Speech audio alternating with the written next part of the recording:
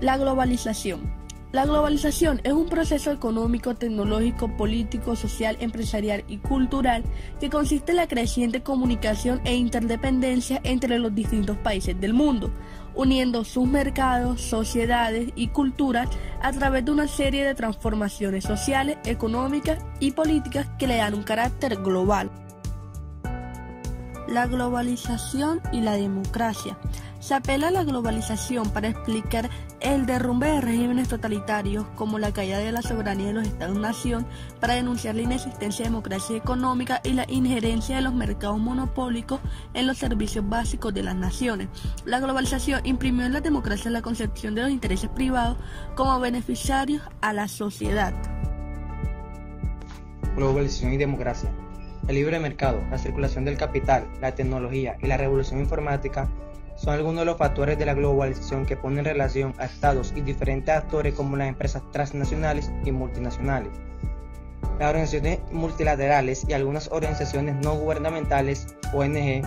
Estas nuevas formas de relación en las que las fronteras entre política interna y externa se hacen cada vez menos claras, obligan a mirar cómo funciona la democracia en el marco de la globalización.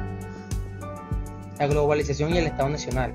Los Estados nacionales no han perdido el poder de sus territorios, sino que más bien han buscado adecuarse al proceso globalizador para manejar las nuevas relaciones de una manera que beneficie a todos los actores. Se requiere que los estados y las empresas transnacionales y nacionales respeten las reglas del derecho internacional y las leyes nacionales. Por otro lado, los gobiernos deben comprometerse a fomentar y combinar el crecimiento con el desarrollo humano o social. La globalización también implica la construcción de nuevas estructuras de poder político que reúnan a varios países, es decir, de organizaciones supranacionales con funciones políticas y de diseño de proyectos y políticas comunes, orientadas a la cooperación. Un ejemplo es la nueva Unión Europea, que cuenta con un parlamento, un tribunal de justicia y un Banco Central Europeo.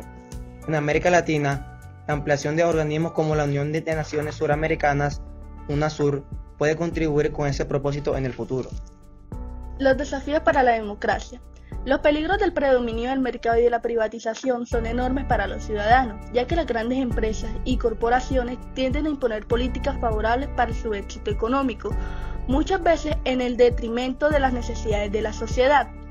Por lo tanto, dentro del proceso de la globalización es importante impulsar la democracia y la participación ciudadana mediante estrategias como: primero, el fortalecimiento de la participación. En los estados nacionales, los gobiernos deben ampliar los mecanismos de participación ciudadana para superar la simple representatividad.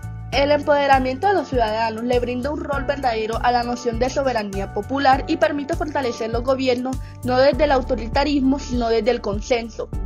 Segundo, el fortalecimiento de la sociedad civil. La sociedad civil se fortalece si los ciudadanos se articulan en diferentes organizaciones que les permitan llevar sus ideas, reclamos y propuestas al plano del poder político. Asimismo, el Estado debe proteger y potenciar las organizaciones sociales. Tercero, la vigilancia y la penalización. Las acciones de la industria privada deben ser controladas y reguladas para que no puedan imponer los intereses económicos de unos grupos privados sobre el bienestar de las comunidades. Esto se ve en la enorme contaminación que produce la industria o en la violación de los derechos de los trabajadores. Globalización y política internacional. El proceso globalizador ha contribuido a acentuar los desequilibrios o las diferencias de poder entre los estados en la política internacional. De acuerdo con el modelo centro-periferia, algunos países ocupan una posición dominante mientras que otros mantienen una posición dependiente. Lo anterior permite dividir al mundo en países centrales y periféricos. Países centrales son los estados más poderosos por su posición de dominio y primacía en el sistema mundial.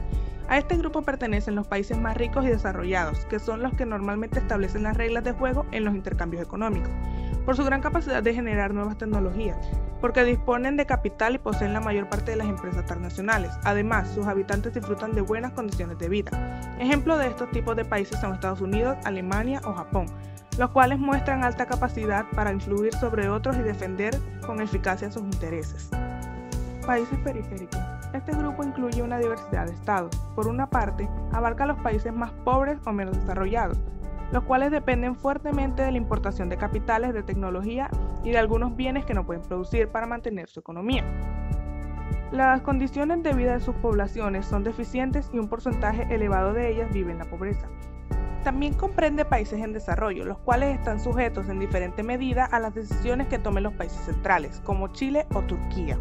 Un último grupo es el de los llamados países emergentes, los cuales han alcanzado un desarrollo intermedio, pero que mantiene cierta dependencia con los países centrales, tales como Brasil, China e India, los cuales han tenido altos niveles de crecimiento económico en las últimas décadas. Los organismos económicos internacionales. Los organismos económicos internacionales, principalmente el Fondo Monetario Internacional y el Banco Mundial, tienen como principal objetivo regular las relaciones financieras y comerciales en el mundo. De acuerdo con el Consenso de Washington de 1990, estos organismos impulsan decididamente la implementación del neoliberalismo y el libre mercado. El FMI impulsa medidas de ajuste en los países deudores, como el control del déficit fiscal, el aseguramiento del pago de las deudas internacionales, el control de la inflación y la promoción del sector privado. El Banco Mundial, por su parte, se dedica a promover proyectos de desarrollo en los países periféricos mediante préstamos a los gobiernos que cumplen con los requisitos impuestos por el FMI. En estos organismos, las potencias económicas manejan cuotas de poder mucho mayor que el resto de los estados, pues son las que más dinero aportan al sostenimiento. La globalización no favorece a todos.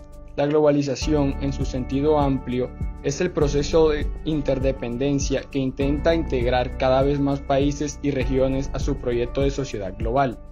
Sin embargo, esta ampliación no significa que todos los estados se incorporen en igualdad de condiciones, ni tampoco que beneficie necesariamente a todos los grupos sociales y las comunidades que componen las naciones. La globalización y la tecnología. Los avances en la tecnología de la información y la comunicación, TIC, contribuyeron al crecimiento de los países industrializados y emergentes. No obstante, una gran cantidad de naciones permanecen por fuera de la informatización y las redes, fenómeno que se conoce como brecha digital y que se manifiesta en las desigualdades en el acceso a las tecnologías y los servicios digitales. En este sentido, según la Unión Internacional de Telecomunicaciones, 2/3 de la humanidad aún no tiene acceso a las fuentes de información digitales. La penetración de la banda ancha fija es del 77% en los países desarrollados, mientras que solo alcanza el 31% en los países en desarrollo. Las crisis económicas. La integración de los mercados ocasiona que las crisis del sistema económico afecten cada vez con mayor fuerza a todos los países del mundo.